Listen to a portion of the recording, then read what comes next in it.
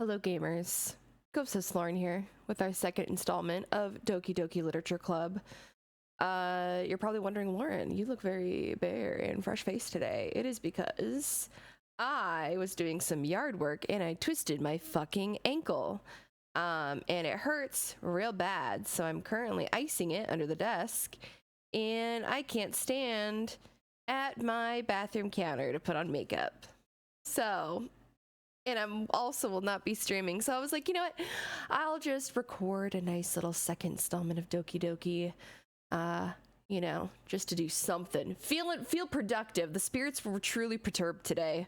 Really took me down a peg. So with that being said, we're just gonna jump straight into Doki Doki. Let's go. So if you recall, the last time we played Doki Doki, we went with Sayori to join the literature club. Basically, we wrote poems for the girls. Natsuki and Yuri got into some fights. So we're pretty much now at a new day. I think this is like day 3 or something. So I've got a little bit more comfortable here over the past couple days. Entering the club room, the usual scene greets me. Hi, Lauren. Yo, Sayori. Looks like you're in a good mood today. I'm just still not used to you being in the club, that's all. I see. That's a pretty simple thing to get you in a good mood. But I guess it's always the simple things with you anyway. Speaking of which, I'm kind of hungry. Will you come with me to buy a snack? No thanks. That's not like you at all. I have my reasons. Why don't we take a look at your purse, Sayori? Why that all of a sudden? No reason really. I just wanted to look at it. Sayori nervously retrieves her coin purse. She fumbles with the latch and gets it open. Then she turns it upside down and lets its contents spill onto the desk. Only 2 small coins fall out. I knew it. I could see right through you, Sayori. That's not fair. How did you even know? It's simple. If you had enough money in the first place, you would have bought a snack before coming into the club room. So either you're not hungry and wanted an excuse to take a walk, or you plan to conveniently forget that you spent all your money so that I would lend you some. But there's one more thing. You're always hungry. And so that only leaves one option. I give up. Don't make me feel guilty. If you feel guilty, that means you deserve to feel guilty. Yuri suddenly giggles. I didn't notice that she was listening in. Her face is in her book as always. I wasn't listening or anything. It's just something in my book. Yuri, tell Lauren to let me borrow some money. Don't get me involved like that, Sayori. Besides, you should only buy what you can responsibly afford. And frankly, after pulling a mischievous little stunt like that, your suffering is fair enough retribution. I didn't mean that. I got too absorbed into my book. I really like when you speak your mind, Yuri. It doesn't happen much, but it's a fun side of you. There's no way you could think that. You were right, though. I did something bad and now I have to accept the retribution. That! Still, coming from you, Sayori, I guess there's a little devil inside all of us, isn't there? Don't let her fool you. Sayori knows exactly what she's doing. After all, she told you guys she was bringing me to the club before she even told me. But you wouldn't have come if it weren't for the cupcakes, so I had to trick Natsuki into making them. Come on, give me more credit than that, Sayori. Out of nowhere, something smacks Sayori in the face and tumbles into the desk. Whap! Yeah! Ow! What was... A cookie? Sure enough, it's a giant cookie wrapped in plastic. Sayori glances around. Is this a miracle? It's because I paid my restitution. Retribution. Actually, that one almost worked. I was just gonna give it to you, but then I heard you blab about the cupcakes. I was totally worth seeing your reaction, though. Natsuki! That's so nice of you. I'm so happy. Sayori hugs the cookie. Geez, just eat it. Sayori rapidly tears open the wrapper and takes a big bite. So good. Oof. Sayori suddenly clasps her hands over her mouth. I bit my tongue. You're going through a lot over just one cookie. Natsuki takes a bite of her own cookie. And yours looks really good too, Natsuki. Can I try it? Jeez, beggars can't be choosers. But yours is chocolate. Yeah, why do you think I gave you that one? Fine. Still, I'm really happy that you shared this one with me. Sayori gets out of her seat and goes behind Natsuki, then wraps her arms around her. Ah, jeez. I get it. Cookie still at hand. Natsuki reaches up to nudge Sayori off of her. Sayori suddenly leans down and takes a bite out of Natsuki's cookie. Hey! Did you seriously just do that? Mouthful, Sayori trots away to safety. Yuri and I laugh as well. Geez, you're such a kid sometimes. Monica, can you tell Sayori... Natsuki glances around. Monica isn't in the club room. Where's Monica anyway? Good question. Have any of you heard anything about her being late today? Not me. Yeah, I haven't either. That's a bit unusual. I hope she's okay. Of course she's okay. She probably just had something to do today. She's pretty popular after all. You don't think she has a... I wouldn't be surprised. She's probably more desirable than all of us combined. That's true. Excuse me? Suddenly the door swings open. Sorry, I'm super sorry. Ah, there you are. I didn't mean to be late. I hope you guys weren't worried or anything. Monica chose the club over her boyfriend after all. You're so strong-willed. Boyfriend? What on earth are you talking about? Monica quizzically glances at me. Never mind that. What held you up anyway? Well, my last period today was study hall. To be honest, I kind of lost track of time. That makes no sense, though. You would have heard the bell ring at least. I must not have heard it since I was practicing piano. Piano? I wasn't even aware you played music as well, Monica. I don't really. I kind of just started recently. I've always wanted to learn piano. That's so cool. You should play something for us, Monica. Monica looks at me. Maybe once I get a little better, I will. Yay! That sounds cool. I also look forward to it. Is that so? In that case, I won't let you down, Lauren. Monica smiles sweetly. I didn't mean any pressure or anything like that. Don't worry. I've been practicing a whole lot recently. And I'd really love the chance to share one once I'm ready. I see. In that case, best of luck. Thanks. So I didn't miss anything, did I? No, not really. I choose to leave out Sayori's mischievous escapade. I'm sure Natsuki will end up complaining to her anyway. It looks like everyone has already settled down. Sayori somehow already finished her entire cookie. Yuri is back to her book, and Natsuki disappeared into the closet. Hey, Yuri! I suddenly noticed that Yuri is reading a different book from the one we've been reading together. Sorry, I didn't mean to interrupt. No, I was just kind of waiting for you. If that's the case, why don't we go ahead and get started? Yes, let's. Actually, I have a request. Do you mind if I make some tea first? Not at all. Thanks very much. If there's one thing that can make my reading time here any better, it's a nice cup of tea. Not to mention one for yourself as well. Yuri stands up and makes her way to the closet. I follow and watch as she retrieves a small water pitcher from the shelf, the kind with a filter inside. Can you hold this for a second? Sure. Yuri hands me the water pitcher and also fetches an electric kettle. I'm gonna plug this in at the teacher's desk and then we'll get some water. She walks past me and sets the kettle down on the teacher's desk. I simply watch her movements. To my surprise, the way she moves really contrasts her speaking mannerisms, especially because of her long legs. Yuri appears elegant and methodical. Okay, may I have the water pitcher? Thanks, I'll be right back. I might as well walk with you. Yeah, why not? Shall we go then? Yeah. Oh, where are you two off to? Yuri was making some tea, so I suddenly realized how weird it sounds to explain this to Monica. We're just filling the water pitcher. Okay. Sorry, I was just curious. That's kind of a one-person job, isn't it? Monica, please mind your own business for once. Or do you want me to tell there's something wrong with helping involve Lauren in club activities? My mouth gapes. I suppose there's something wrong with that. Then let's go, Lauren. I mean, it's true. Mind your own fucking business, you know? Yuri quickly exits the room and I follow. Once in the hallway, she suddenly puts her forehead against the wall. I spoke without thinking. How could I say something like that? Yuri, something about the way she said that made me feel so irritated. What's wrong with me? No, Yuri, I think you did the right thing. I wasn't expecting it, but it's also not right for Monica to judge people like that. Lauren, how come even when I do something bad, you're being nice to me? Because nothing that you do is bad as you make it seem in your head. Nobody's perfect. We have emotions and we can't hide them away. But you always amplify things in your head. Your mind turns a light rain shower into a hurricane. No.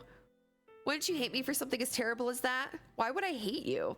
I can't hate someone for having emotions. What kind of friend would do that? Friend, you say? Yuri lifts her head. Lauren, I really like being friends with you. Thanks, Yuri. I like being friends with you too. I feel kind of awkward saying something like that, but I'm doing my best to help Yuri feel better. Anyway, yeah. Shall we go? Yeah. Yuri and I walked to the nearest water fountain. Once we fill up the water pitcher, we returned to the classroom. Lauren, do you like oolong tea? Yeah. Anything is fine. Very well. Yuri sets the temperature on the kettle to 200 degrees. Now it's time to get the teapot. You really do this properly, don't you? Of course. I shouldn't do any less when I'm making tea for others, even if I'm not an expert on tea or anything. In that case, you'll only even be more impressed. Perhaps I will. Yuri fetches the teapot and begins measuring the tea leaves. To my surprise, she even starts humming a little to herself. You must be in a good mood now. Is that so? I was letting it show, and you noticed. I was doing a bit of thinking, and I decided that I would try expressing myself a little bit more. It turns out it's not very hard for me to do, when it's you who's around anyway. That's great, Yuri. Just don't push yourself too much. You're always worrying about me, Lauren. It's very endearing. Yuri wasn't kidding. I didn't even know if I can help. I didn't even know if I can keep up with this. I watched Yuri pour a cup of tea for each of us. Lauren, I have another request. Do you mind if we sit on the floor today? Why's that? It's a little bit easier on my back. I can read with my back against the wall rather than bending over at my desk. Sorry, I didn't realize. No worries. I just have back pain fairly regularly, so I do my best to manage it. Is that so? I wonder why that is. It's most likely because your posture, right? Always hunched over like that while reading. Yes! I have terrible reading posture, so that's why we should sit on the floor. Fair enough. I'll go ahead and get the book. I retrieved the book from my bag. I have some chocolate as well. It's a bag of small chocolate candies that I kept hidden from Sayori's candy radar. I take it since it'll go well with the tea. Yuri and I then sit against the wall, teacups at our sides. As if in sync, we assume the same reading position as last time, each holding one half of the book. Except this time, our bodies are even closer to each other. I can't see too well. Yuri slides closer till his shoulders are touching. How am I supposed to focus on reading like this? Yuri was always kind of cute, but when she's being less apprehensive, it's almost more than I can handle. Your teacup. Yuri hands me my teacup. Holding it with my hand, that's not holding the book, I end up in a position that makes it even harder to focus, because now I need to worry about making sure I don't accidentally touch her chest. Meanwhile, Yuri hasn't noticed a single thing. She wears her intense reading expression, and I can only presume the world around her has faded away. I use all of my willpower to focus on reading. After a few minutes, I finally manage to relax a little. I put the teacup between my legs and fumble with the chocolate wrapper. Sorry. I briefly let go of the book to finish opening the wrapper. You can have as much as you want. That's okay. I won't take any. Are you sure? Well, if I touch it, then it might get smudges on the pages. You're right. I didn't even think about that. My bad. No need to apologize. I'll hold the book, okay? Are you sure? Of course. Yuri opens the book with both hands. She holds it so that I don't have any harder of a time reading from it. As a result, her left arm is practically resting on top of my leg. Well, in that case, Yuri is already focused on reading again. I take a chocolate candy and pop it into my mouth. Then I take another chocolate and I hold it up to Yuri. She doesn't even look away from the book. She simply parts her lips as if the situation was completely natural. But that means I can't stop here. I apprehensively place the chocolate in her mouth. And just like that, Yuri closes her lips over it. Yuri's expression suddenly breaks. Did I just... Yuri looks at me like she needs confirmation that just happened. Lauren? Sorry, I guess I shouldn't have done that. Well, you were just helping. That's something that friends do, right? I mean, not really in this kind of context, but yeah, that's all it was. Yeah, then you don't need to stop or anything. I see. This situation has gotten really tense. Yuri tries to return to the book, but I could tell just by her expression that even she can't focus now. My heart is pounding. I nervously take another chocolate between my fingers, but this time Yuri's eyes meet mine. How did it even come to this? Yuri doesn't avert her gaze. I notice her chest rising and falling to the rhythm of her breaths. I raise my arm. Like before, Yuri parts her lips, but it's different this time. I take the chocolate and place it in her mouth. I feel her hot breath on my fingers. Okay, everyone. Yuri jolts back. It's time to share poems. Lauren, you can help Yuri put away the tea and stuff, right? Yeah, of course. Okay, thanks. The spell is abruptly broken. I'll take care of the cups. Yeah. Yuri picks up the teacups from the floor. I pick up the bag of chocolates. In the end, we hastily clean up without so much as a word between us. I get the feeling this is something neither of us will have the courage to bring up. This time I'm gonna show it to Yuri first. Let's see what you've written for today. Yuri stares at the poem with a surprised expression on her face. Do you like it? Lauren, this might be even better than yesterday's. How did you even pick up with this so quickly? Just yesterday, I was telling you the kind of techniques worth practicing. Maybe that's why. You did a good job explaining. I really wanted to give it more imagery. Yuri visibly swallows. Even her hands appear sweaty. I'm not used to this. Used to what? I don't know. It's fine. Take your time. Yuri breathes and collects her thoughts. I know that Yuri likes to think before she speaks, so I offer that patience to her. Yeah, just being appreciated like this, I guess. It probably sounds really stupid, but seeing someone motivated by my writing, it just makes me really happy. Are you saying you've never shared your writing before? Really? I don't believe it. I really only write for myself. And besides, people would just laugh at me. Do you really think that? Again, Yuri nods. Huh. Even your close friends? Yuri doesn't respond to that. I wonder why. Anyway, do you want to share the poem you wrote today? Yeah, I do. If it's with you. The raccoon. It happened in the dead of night while I was slicing bread for a guilty snack. My attention was caught by the scuttling of a raccoon outside my window. That was, I believe, the first time I noticed my strange tendencies as an ordinary human. I gave the raccoon a piece of bread, my subconscious well aware of the consequences, well aware that the raccoon that is fed will always come back for more. The enticing beauty of my cutting knife was the symptom, the bread, my hungry curiosity, the raccoon, an urge. The moon increments its phase and reflects that much more light off of my cutting knife, the very same light that glistens in the eyes of my raccoon friend. I slice the bread, fresh and soft. The raccoon becomes excited. Or perhaps I'm merely projecting my emotions on the newly satisfied animal. The raccoon is taken to following me. You can see that we've gotten used to each other. The raccoon becomes hungry, and I more frequently, so my bread is always handy. Every time I brandish my cutting knife, the raccoon shows me its excitement. A rush of blood. Classic Pavlovian conditioning. I slice the bread and I feel myself again. I was a little more daring with this one than yesterday's. I can see that. It's a lot more metaphorical. I don't know if it's my fault, but I can't begin to imagine what this poem is about. That's right. It's a bit closer to my preferred writing style, using the poem as a canvas to express vivid imagery and conveying emotions through them. Yeah, if I take it at face value, then I can't even figure out what it's supposed to mean. Well, I think it's something that different people can relate to in their own way. I wanted to express the way it feels for me to indulge in my more unusual hobbies. It's those sorts of things I'm usually forced to keep to myself, so I sometimes enjoy writing about them. Why do you keep them to yourself? Because they're embarrassing, and people would make fun of me. Don't you have anything like that, Lauren? Well, yeah, I guess I do. I feel like everyone has a little something like that. The best we can do is respect each other and our individualities. Yep, that's the word. No kink shaming, basically. Even if it's difficult sometimes and things make us uncomfortable. After all, if I had learned to embrace my own weirdness, I would probably hate myself. I might be ranting a little bit now, but I'm glad that you're a good listener. You're good at a lot of things. Writing, listening. There really aren't many people like you, Lauren.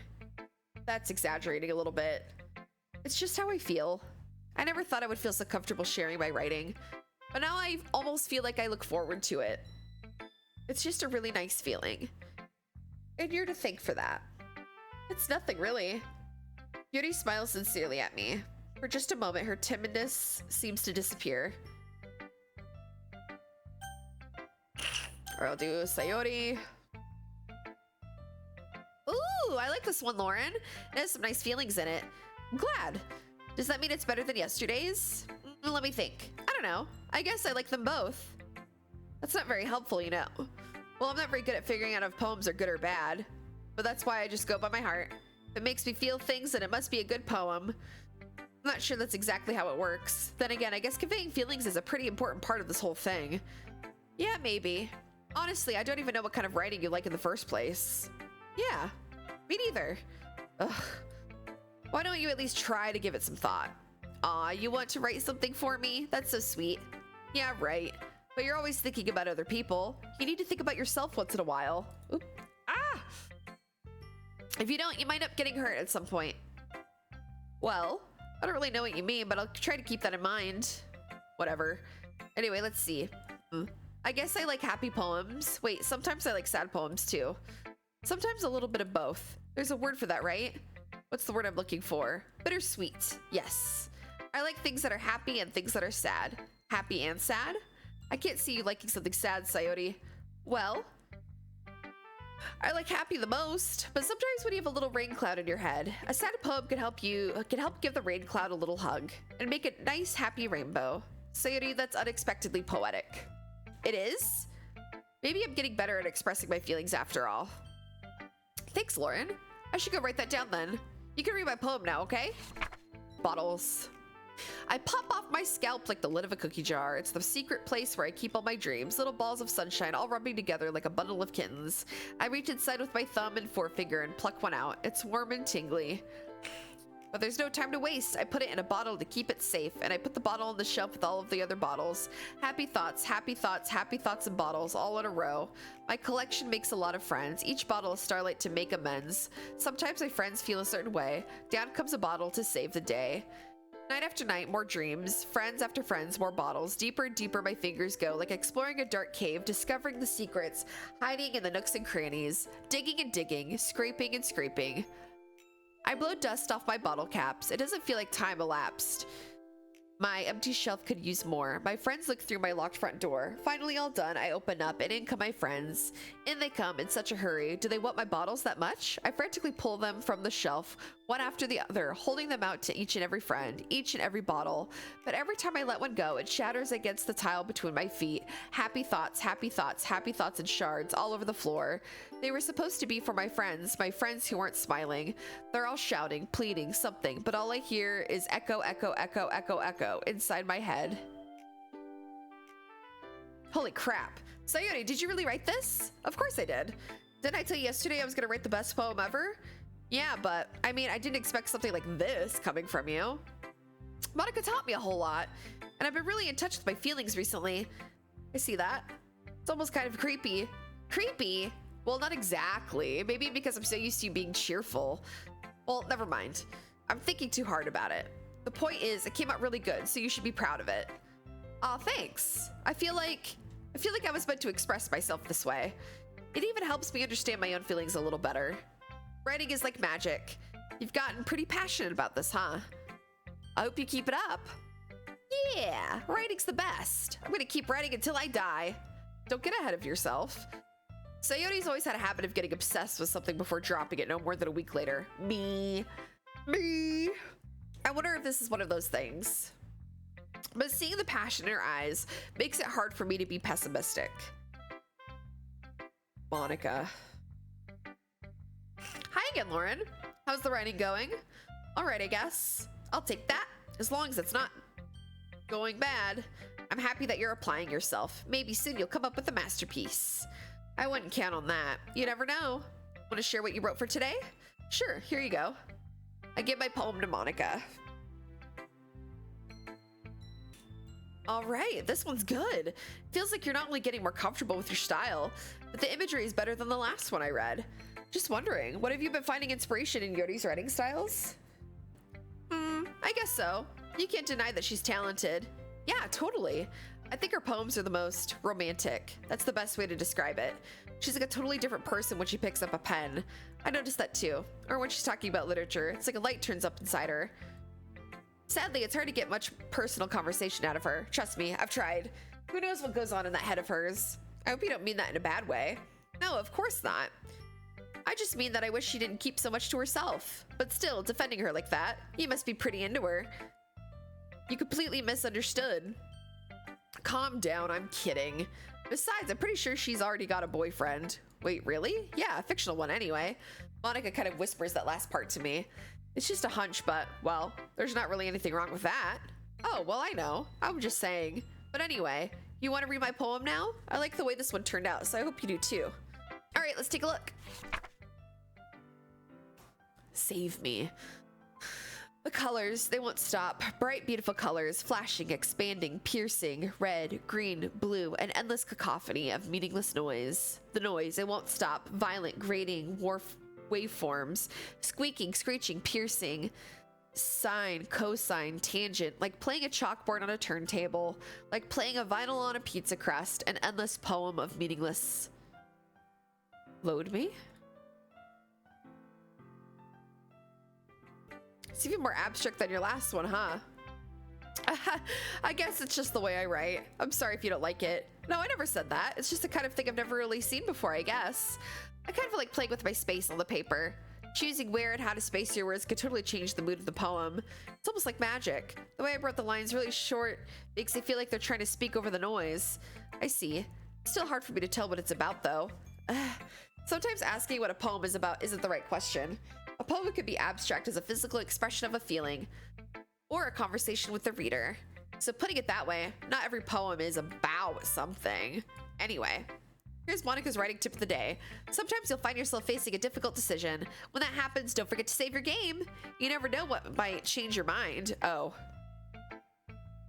Okay, well, that is an interesting tip, Monica. What are you trying to say?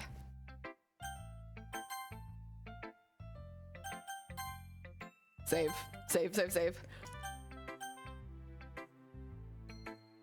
Oh, yeah, I guess I'll save it there. Or when something unexpected may happen. Wait, is this tip even about writing? What am I even talking about? That's my advice for today. Thanks for listening. Thanks, Monica. That wasn't fucking weird or anything at all. Okay, Natsuki. Well, I can admit that it's better than the last one. It's nice to see that you're putting in some effort. That's good. Come to think of it, this kind of reminds me of Sayori's poem from yesterday. You think so? Yeah, well, I guess if you've been friends with her for so long, you might be on the same wavelength. But you never really struck me as her type. Sayori has a... Oh, whoops. What did she say? Well, I don't know, but honestly, how could someone so fluffy or spend so much time with someone like you? It's like she's dragging around at dead weight. That was a little unnecessary. But I think of it this way, if it weren't for me, she would probably just fly away like letting go of a balloon. You could say we take care of each other in our own way. Whatever it is, I don't get it. Oh yeah, I guess I'm supposed to show you my poem. Here. Natsuki, why are you such a little bitch? Amy likes spiders. You know what I heard about Amy? Amy likes spiders. Spiders. Icky, wriggly, hairy, ugly spiders. That's why I'm not friends with her. Amy has a cute singing voice. I heard her singing my favorite love song. Every time she sang the chorus, my heart would pound to the rhythm of the words, but she likes spiders. That's why I'm not friends with her. One time I hurt my leg real bad. Amy helped me up and took me to the nurse. I try not to let her touch me. She likes spiders, so her hands are probably gross. That's why I'm not friends with her. Amy has a lot of friends. I always see her talking to people. She probably talks about spiders. What if her friends start to like spiders too? That's why I'm not friends with her. It doesn't matter if she has other hobbies. It doesn't matter if she keeps it private. It doesn't matter if it doesn't hurt anyone. It's gross. She's gross. The world is better off without spider lovers, and I'm gonna tell everyone. Not bad, right? It's quite a bit longer than yesterday's. Yesterday's was way too short. I was just warming up. I hope you didn't think that was the best I could do. Of course not. Anyway, the message is pretty straightforward in this poem. I doubt I have to explain it. Sometimes you can explain complicated issues with much simpler analogies, and it helps people realize how stupid they're being. Like, anyone would agree that the subject of this poem is an ignorant jerk. Do you know people like that? Of course, it's about how everyone thinks that doesn't matter. It can be about anything. I wrote it to be easy to relate to. Everyone has some kind of weird hobby or a guilty pleasure. Something that you're afraid if people find out they'd make fun of you or think less of you. But that just makes people stupid. Who cares what someone likes, as long as they're not hurting anyone and it makes them happy? I think people really need to learn to respect others or for liking weird things. Huh, that's funny. Yuri wrote about something similar today. Huh? Did you say Yuri? Yeah, she said her poem was about an unusual hobby of hers. I didn't really get it, but she did something similar to you. That people shouldn't make each other feel insecure about those things. Really? Well, I mean, Yuri's pretty weird, so I wouldn't doubt that she has some weird hobbies. Not that there's anything wrong with that. It's not like I would judge her or anything. I guess I should try not to be so mean to her. She feels insecure about her weird behaviors and such. I mean, I always hate people who make me feel insecure, and Yuri made me feel insecure yesterday. But the way you put it, it sounds like she's learned her lesson. Well, I would say so. Even if her writing style is really different, I'm sure she'll appreciate the message in your poem. It's what I do best, after all. I don't like writing unless there's a good message to take away from it. Like, conveying emotions is important, but I want to make people think, not just feel. Remember that. I'm going to write a good poem. I'm going to write a good one for tomorrow too, so look forward to it. Okay, everyone, we're all done reading each other's poems, right? I have something extra planned today, so if someone could come sit at the front of the room. Fuck, I'm reading way too fast. Is this about the festival? Well, sort of. Do we really have to do something for the festival? It's not like we could put together anything good in just a few days. We'll just end up embarrassing ourselves instead of getting any new members. That's a concern of mine as well. I don't really do well with last-minute preparations. Don't worry so much. We're gonna keep it simple, okay? We won't need much more than a few decorations. Sayori has been working on posters, and I've designed some pamphlets we can give out during the event. Okay, that's great and all, but that doesn't tell us what we're actually going to be doing for the event. Oh, sorry, I thought you heard about it already. We're going to be performing. Performing? Monica? Yeah, we're going to be giving a poetry performance. Each of us is going to choose a poem to recite during the event. But the cool part is we're also going to let everyone else come up and recite poems too. Sayori's putting it all on the posters in case anyone wants to prepare ahead of time. Sayori, who's been coloring a poster, holds it up for us to see. Are you kidding me, Monica? You didn't already start putting those posters up, did you? Oh, well, I did. Do you really think it's that bad of an idea? Well, no, it's not a bad idea, but I didn't sign up for this, you know? There's no way I'm gonna be performing in front of a group of people like that. I agree with Natsuki. I could never in my life do something like that. Imagining it, Yuri shakes her head in fear. Guys, no, Sayori, I understand where they're coming from. Remember that Natsuki and Yuri have never shared their poems with anyone until just a couple days ago. It's a lot to ask for them to recite their poems out loud to a whole room full of people. I guess I kind of overlooked that, so I'm sorry. But I still think we should give it our best. We're the only ones responsible for the fate of this club. If we start the event and each put on a good performance, then it will inspire others to do the same. And the more people who perform, the better we'll be able to show everyone what literature is all about. Yeah. It's about expressing your feelings, being intimate with yourself, finding new horizons, and having fun. That's right. It's also the reasons that we're all in this club today. Don't you want to share with others to inspire them to find the same feelings that brought you here in the first place? I know you do. I know we all do. And if all it takes is standing in front of the room for 2 minutes and reciting a poem, then I know you can do it. Natsuki and Yuri remain silent. Sayori looks worried. I guess that leaves me no choice. I agree. I don't think it's too much to ask. I think that Sayori and Monica have been trying really hard to get new members. The least we could do is help them out a little. Well, maybe, but it looks like Natsuki doesn't have any arguments left. Fine. I guess I'll just have to get it over with. All right. Phew. Thanks, Natsuki. What about you, Yuri? Yuri dejectedly glances around at everyone else's expectant faces. I guess I don't really have a choice. That's everyone. You're the best, Yuri. This club is seriously going to be the death of me. Oh gosh. You'll be fine, Yuri. But anyway, let's move on to the main event. I want each of you to choose a poem of yours. We're going to practice reciting them in front of each other. No way! Monica, this is too sudden.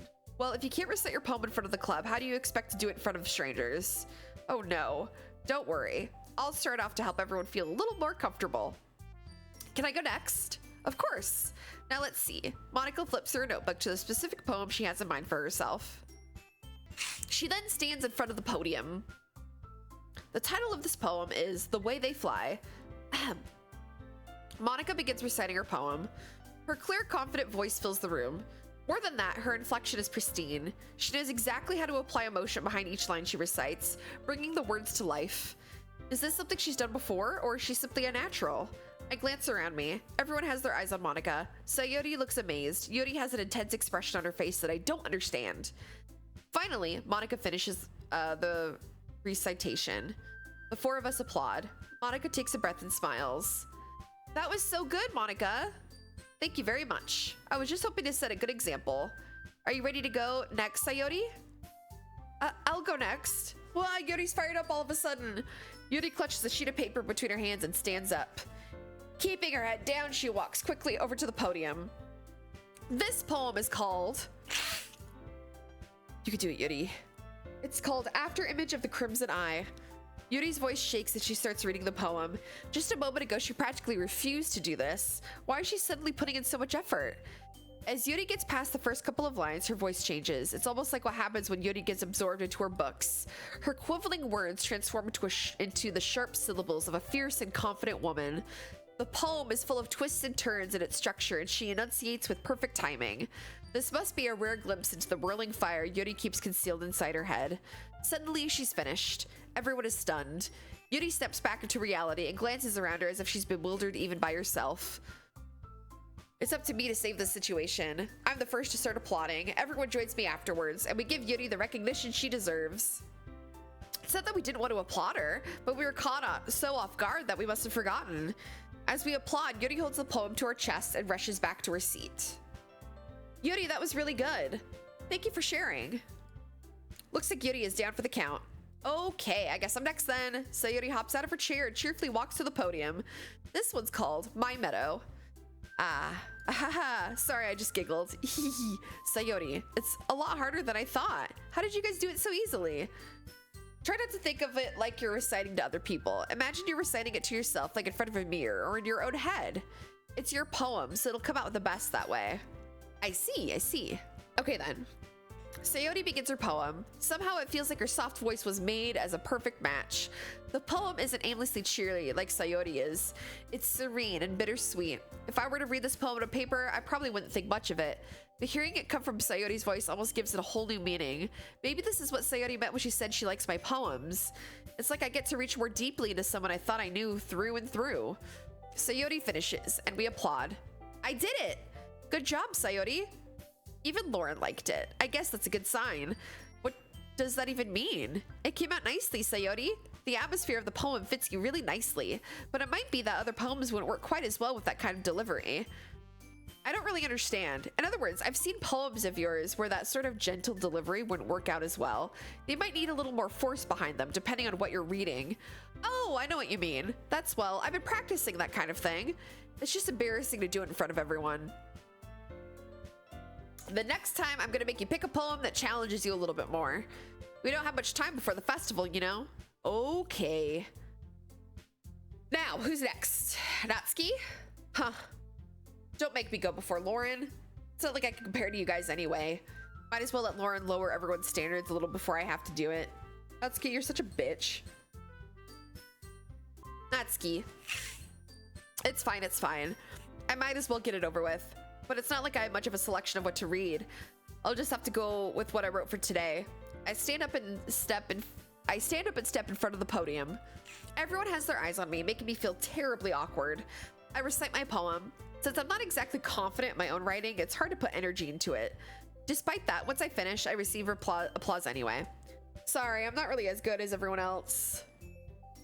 Don't worry about it so much. I think it's less about your abilities and more about your lack of confidence in your writing. That's something that'll improve over time, though. Yeah, maybe. All right, then. That just leaves you, Natsuki. Yeah. Natsuki begrudgingly gets out of her seat and makes her way over to the podium. The poem is called... Why are you all looking at me? Because you're presenting. Anyway, the poem is called Jump. When she starts reciting the poem, her sour attitude disappears a little. While she's still a little unenthused, her poem has a rhythm and rhyme to it. It's Natsuki's trademark style, and it works surprisingly well when spoken out loud. The words feel like they bounce up and down, as if giving life to the poem. Natsuki finishes, and everyone applauds. She hops back to her seat. That wasn't so bad, was it? Easy for you to say. You'd better not make me do that again. Ah, well. Do you at least feel prepared enough to recite a poem in front of other people? I mean, doing it in front of other people will be way easier. I could put on whatever face I want for other people. But when it's just my friends, it's just embarrassing. That's a surprise, Natsuki. I think it would be the other way around for me. Well, that's just how it is, so... Well, I guess in that case, you won't have much to worry about for the festival. That said, I want to thank everyone for coming through. It might be hard, but I hope that you will have an idea of what it's like now. Make sure you pick a poem and get enough practice for the festival, okay? I'll be making pamphlets, so let me know ahead of time what you'll be reciting. Jeez. Should probably find some other poems to recite instead. That's fine too. It doesn't have to be your own. I'm already pleasantly surprised that you've been putting in all this effort for the club. It makes me really happy. Yeah, no problem. All right, everyone. I think it's about it for today. I know the festival is coming up, but let's try to write poems for tomorrow as well. It's been working out really nicely so far, so I'd like to continue that. As for the festival, we'll finish planning tomorrow, and then we'll have the weekend to prepare. Monday's the big day. I can't wait. I can do this. I can do this. All right. I stand up. There's no way I'll be able to find the same enthusiasm as Sayori and Monica, but I'll do my best to get through it. If it's for the sake of the club and impressing Monica, then I'll have to do my best. Ready to go, Sayori? Yep. Look at you two, always going home together like that. It's kind of adorable, isn't it? Jeez, guys, don't make such a big deal out of it. It must be a little nice, though. Well, how am I supposed to respond to that? It's okay, Lauren, you don't have to say it. Whatever, let's go already. I walk home with Sayori once more. Even though it's only been a few days, a lot of things have already happened. But today, Sayori is being a little quieter than usual on the way home. Hey, Sayori. Sorry, I was spacing out. No wonder. I was thinking about something from earlier. I like how we get to, Sayori fumbles with her words. So let's just say that one day, Yuri asked to walk home with you. Huh? What would you do? What kind of question is that? You're kind of putting me on the spot here. Well, I would walk home with Yuri if she asked me to. Walk in with Yuri, huh? Why does the thought of that make my heart pound? I mean, given how hard it is for her to socialize, I would feel awful turning her down, so... Isn't she so beautiful and smart? That has nothing to do with what I just said. You admitted it! Jeez. There's not even any point in speculating something that's never going to happen. Well, maybe. But I just like to think about it. It's not long before you won't need me anymore, you know? Need you? Sayori, I can't figure out how you're seeing things in your head right now. Sorry. Everyone is different. Nobody in the club is a replacement for you. If you say so. The conversation trails off and I'm left feeling awkward, but it was kind of her fault for trapping me with such a weird question. I can't just lie to her, but if there's something that makes her happy, I would hate to take that away from her. That's why I said there's no point in speculating. Then again, the festival is only a few days away. Who knows what will happen in that time? Okay. Starscape. Together. Excitement. An ending.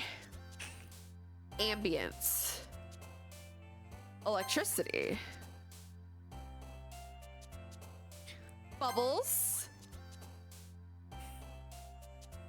Peaceful. Bouncy. Imagination. Flying. Heart. Oh, fuck. I don't know what I just chose. Oh, that's just the history of what I said. Okay. Unrestrained. Fuck, I did it again! Skipping. Sadness. Beauty. Sunset. Memories. Sure.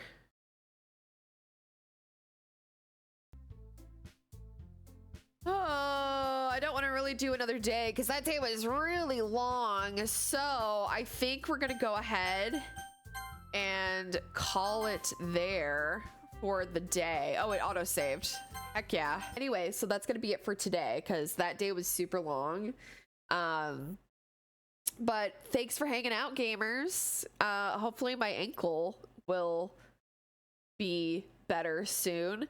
If you watch this before June 21st, just know that my Overwatch tournament, my SummerSlam tournament, is going to be this weekend, June 21st, 22nd, 23rd at 12 p.m. Arizona, 3 p.m. Eastern Standard Time or Eastern Daylight Time, whichever. So yeah, we're going to keep playing Doki Doki. We're still very early in the game, so nothing too wild and crazy yet, wild and crazy kids yet. So but hopefully we'll get into more of the horror aspect here pretty soon. So thank you guys for hanging out. Bye.